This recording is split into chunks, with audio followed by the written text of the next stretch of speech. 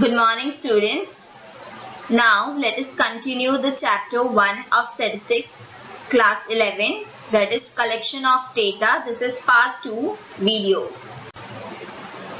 Now in my previous video I explained you about the three methods of collecting primary data. The first method, that was direct inquiry, was explained to you. Now in this video, let us continue with the second method, that is the indirect inquiry. So now let's continue. The meaning of indirect inquiry. In any of the following situations, the investigator contacts an organization or a person capable of conducting inquiries and gets relevant information from such organization or person. So, in an indirect inquiry, the investigator contacts any of the organization or an individual or a person that is capable of conducting these inquiries and then get the relevant information from that particular organization or a particular person. So, first point, when direct source does not exist. So, this is one of the reasons. Second, when the field of direct inquiry is very large and there is lack of time for personal contact with the respondents. Third, when the information is to be obtained is complex. And fourth reason is when the cost associated with direct inquiry is unbearable. So these are some of the reasons that has been given to you why there is an existence of indirect inquiry. Now, the method of collecting information in such a way is called indirect inquiry. In this method, the information is obtained with the help of the third party instead of enumerators. For example, in the earlier illustration, a person interested in getting the information about the conditions of farmers of Sanand Taluka approaches the Talati of Sanand Taluka, who has the entire information of all the farmers in Sanand Taluka, and gets information from him instead of personally visiting each farmer. So, in my previous video, I explained you one example of direct inquiry wherein the person goes by himself and then collects the data of the farmers of the Sanand Taluka. Now, in this indirect inquiry, if a person is wanting to collect the information about the farmer's condition, then he may approach the Talati of that particular Taluka, that is the Sanand Taluka of Ahmedabad district, and then collect the information directly from that Talati. So, he wouldn't visit each and every farmer. So, this is an example of indirect inquiry. A person interested in information of the educational status of the workers of an industry having 2000 workers approaches the manager of the industry who has complete records of the workers of the industry instead of making personal visit to each worker. Similarly, advocate can get information regarding murders, thefts from the police station when needed. So, there are two more examples given to you. That is, if a person is wanting to get the information about the educational status of the workers of a particular industry having 2000 workers, then he won't go and visit privately each and every worker. So what he does, he just goes to the manager and thereby collects the information of the educational status of the workers working in that particular industry. So this is one of the example of indirect inquiry.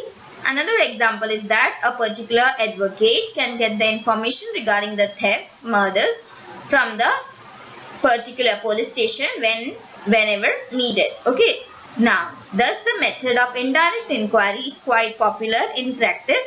However, the reliability of the information obtained by this method depends on the ability, honesty and experience of the enumerators who collect the information. So, mostly and very widely, this indirect method is more popular in practice, and the reliability of this information is depending on the ability, honesty and experience of the enumerators who go and collect this information. I hope it is clear to you.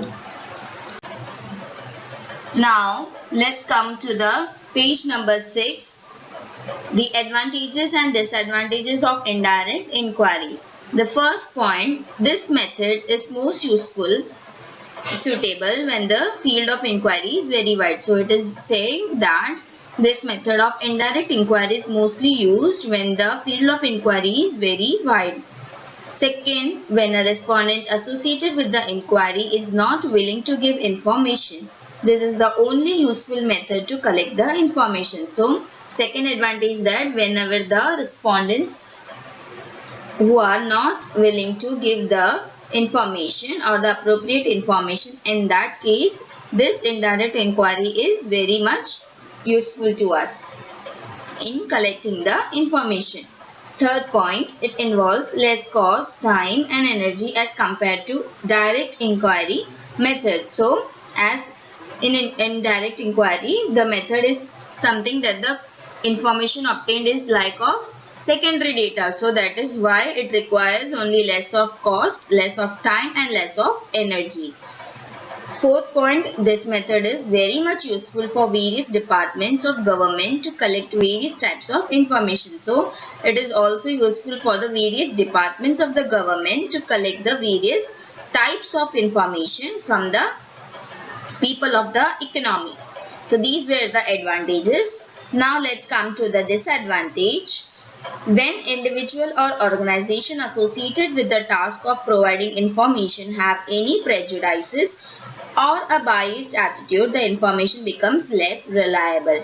So, whenever the individual or the particular organization who is indulged in getting these informations are having any kind of prejudice or any kind of biased attitude among themselves, then in that case, the information that has been collected becomes more of less reliable.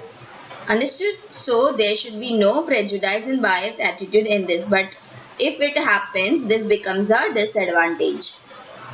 Second, the method becomes useless when the third party from whom the information is obtained is dishonest, inefficient or unable to provide correct information. So, the authenticity of the data that you are collecting depends upon the honesty and efficiency and the ability of the right person. But if the person lacks in these qualities, that is, if he is being dishonest, inefficient or is unable to collect or provide the correct information, then this becomes one of your disadvantages of your indirect inquiry. Clear with this? Now let's come to the third method of collecting the primary data. That is method of questionnaire. A list of logically arranged questions relevant to the object of the study is made. The space between the questions is provided for the answers. A list of questions prepared in such a way is called a questionnaire. The method of obtaining information using such type of questionnaire is called a method of questionnaire. So, what do you understand in this? That the relevant and logical questions are arranged in a systematic order on a paper and then is presented before the respondents in order to answer the questions. So, a list of questions is prepared. So, such a preparation of list of questions is said to be a questionnaire, and the method of obtaining such information from that type of questionnaire is said to be the method of questionnaire. Clear? The questions in the questionnaire should be short and simple so that the respondent can understand the questions and easily answer them. So, whatever you are asking in that question, it should be short and simple so that the respondent can answer it properly and easily also. Then, this method is quite useful when the field or area from which the information is to be collected is very wide. So, is this possible when the field of area of inquiry is very wide? Since there is considerable saving of time and cost in this method, it is the most economical method of inquiry. Questionnaire may be used in direct inquiry as well as indirect inquiry. So, this method saves your time and also your cost, but it is also used in your direct as well as in your indirect inquiry to ask the questions. Now, there are two ways of collecting information by questionnaire. First is by post and second is by enumerators. Before discussing the above two methods, in the next section we shall discuss the points which should be kept in mind for drafting ideal questionnaire. So these are the two methods that they are telling to collect the information by the method of questionnaire. So before starting, let us understand the characteristics of an ideal questionnaire. So how to prepare and what are the characteristics of a ideal, that is good questionnaire. So the success of collecting data depends mainly on the design of questionnaire. A well-designed questionnaire is known as an ideal questionnaire.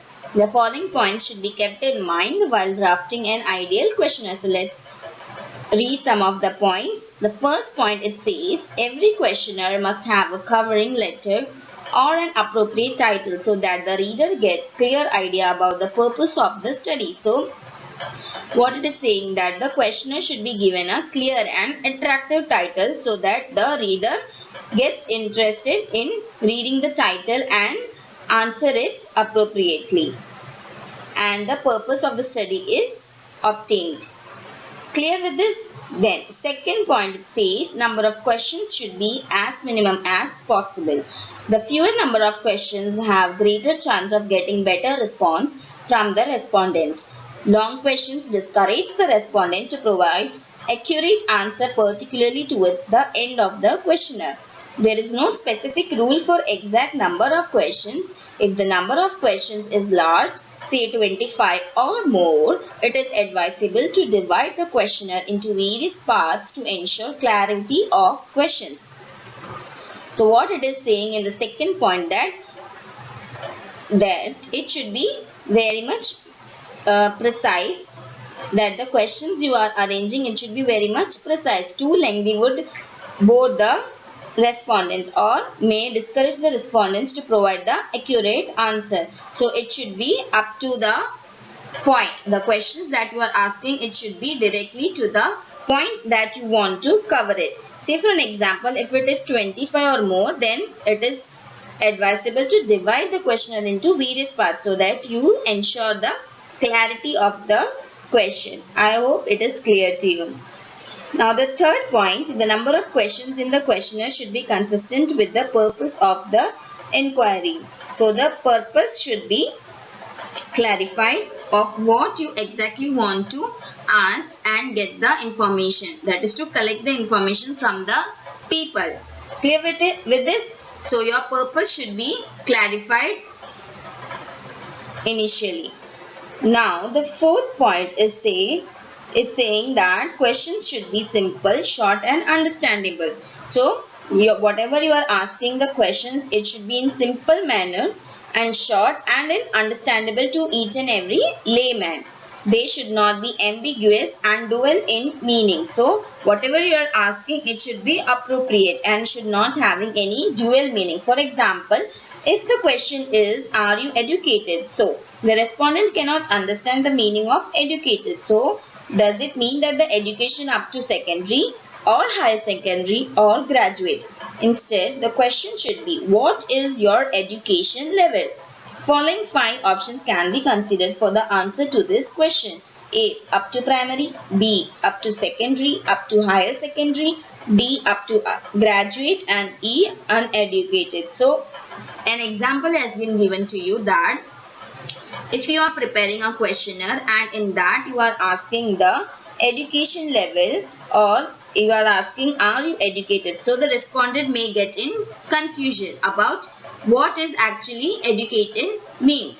If I am a secondary educated person, so whether I am considered as an educated person or an uneducated person. So in that case, the respondent get into confusion. So you have to be very clear about your question, and in that case you can write your question or you can ask your question as, what is your education level, and the following options can be presented so that the respondent finds it easy to understand and give the appropriate information to you. The fifth characteristic is the arrangement of the questions should be logical. The order of the questions should be from general to specific. For example, A. What is your opinion about the smartphone? B. Do you use smartphone? This is the improper arrangement of the questions.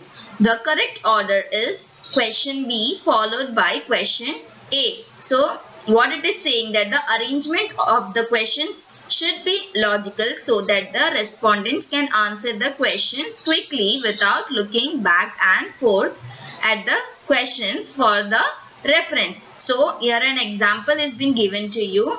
In the first, it is written A as what is your opinion about the smartphone. Then B question it has been asking that do you use smartphone. So this is an improper arrangement of the question, the example that has been given to you. So the proper question order should be like the first B should be asked, that is do you use smartphone, and then followed by the question number A, that is what is your opinion about the smartphone. So the question order should be logical and appropriate. Then the sixth characteristic is questions of sensitive nature or personal life should be avoided. For example, questions relating to marital status, other sources of income of respondent, etc. If such questions are necessary in the survey, an assurance should be given to respondent that the information provided by him or her will be kept confidential and will not be used for any other purpose. So, questions of the sensitive nature or the personal life should be avoided. So, asking questions concerning to the personal life of the respondents should be avoided. And if such questions are being asked in the survey, then you have to give the assurance about the confidentiality of that information. Clear with this?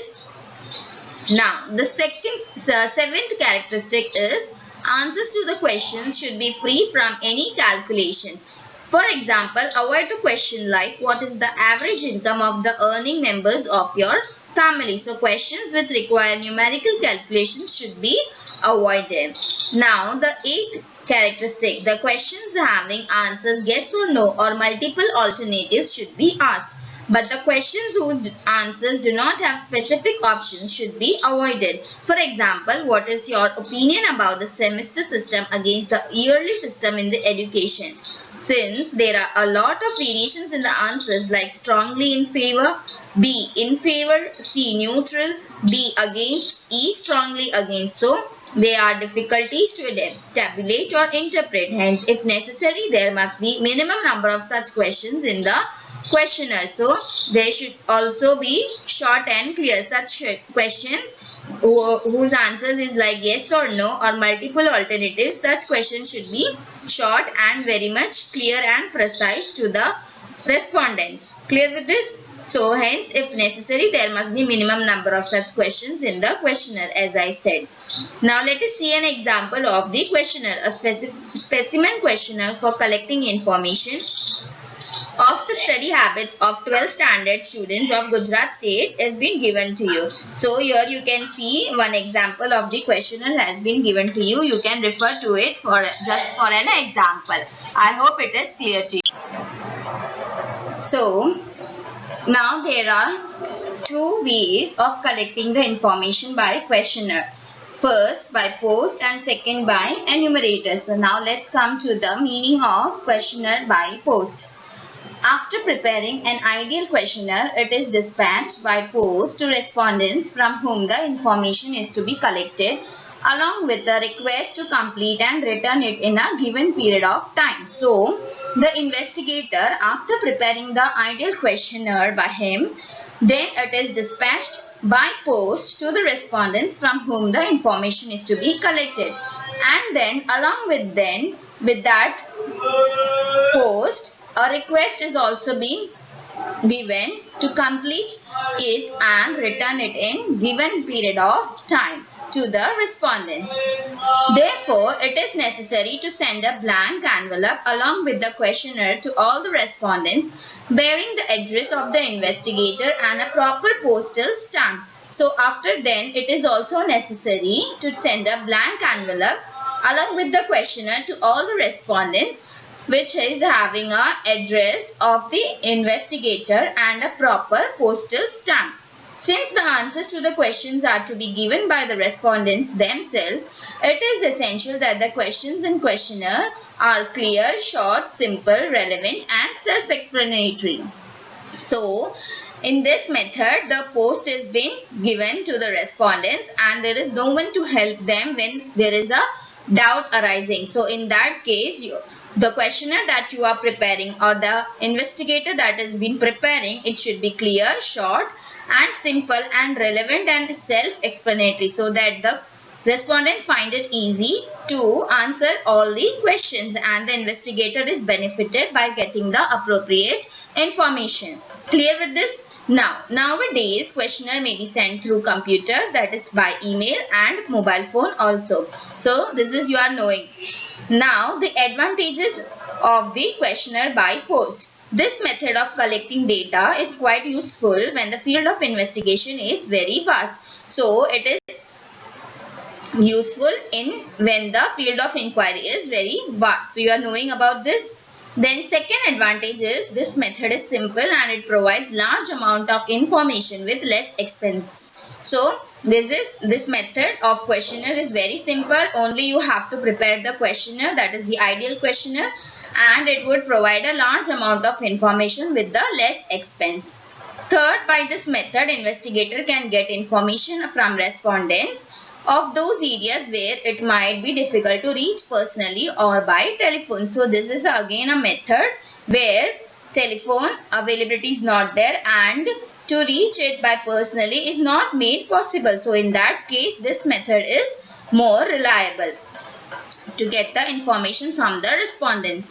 Now, there are some disadvantages to this method, that is, when respondents are illiterate or non-cooperative, this method becomes useless. So, when the respondent who is responding is illiterate and is non-cooperative one, then this method becomes useless for the investigator.